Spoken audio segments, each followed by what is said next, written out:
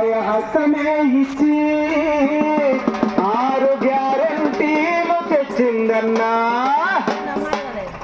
వచ్చింది ప్రజాపాలన కదలిరారవురన్నా. వచ్చింది ప్రజాపాలన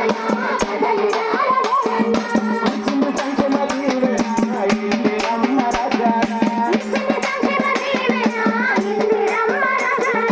ఆత్మగల్ల మన ప్రభుత్వమే అండదండగా నిలిచిందన్న. అభయహస్తమే ఇచ్చింది